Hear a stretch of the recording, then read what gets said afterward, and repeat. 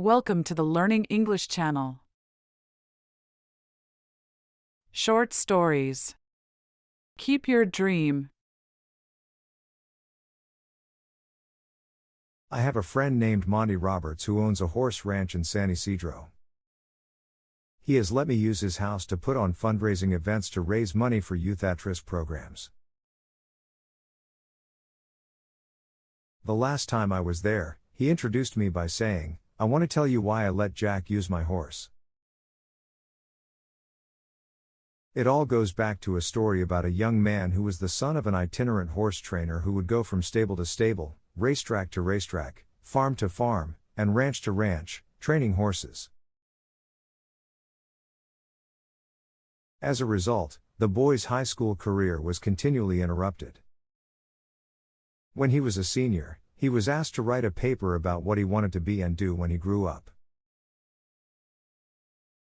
That night, he wrote a 7-page paper describing his goal of someday owning a horse ranch. He wrote about his dream in great detail, and he even drew a diagram of a 200-acre farm, showing the location of all the buildings, the stables, and the track. Then he drew a detailed floor plan for a 4,000-square-foot house on a 200-acre dream ranch. He put much of his heart into the project, and the next day he handed it to his teacher. 2 days later, he received his paper back.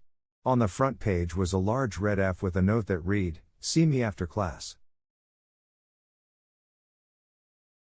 The boy with the dream saw the teacher after class and asked, "Why did I receive an F?" The teacher said, "This is an unrealistic dream for a young boy like you. You have no money. You come from an itinerant family. You have no resources. Owning a horse ranch requires a lot of money. You have to buy the land. You have to pay for the original breeding stock, and later you'll have to pay large stud fees. There's no way you could ever do it." Then the teacher added, "If you rewrite this paper with a more realistic goal, I will reconsider your grade." The boy went home and thought about it long and hard. He asked his father what he should do.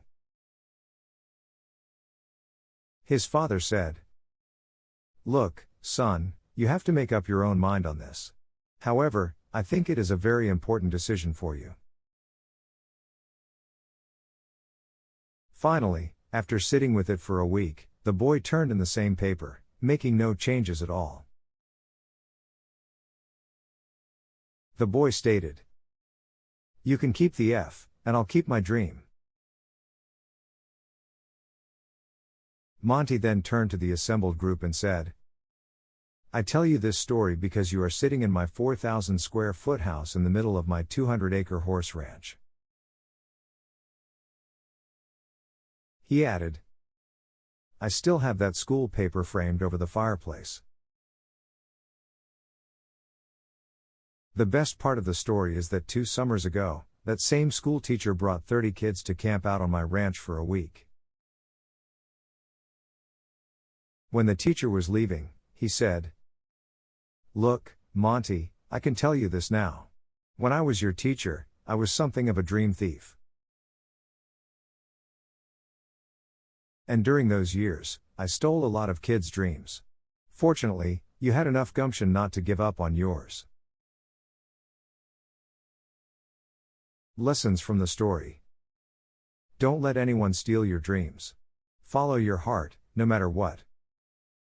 No dream is too big or too small when one works hard to live it. One should always try to make dreams come true, no matter what. If you enjoyed this video, please hit the subscribe button, give it a like, share it with your friends, and leave a comment below. I would really appreciate it.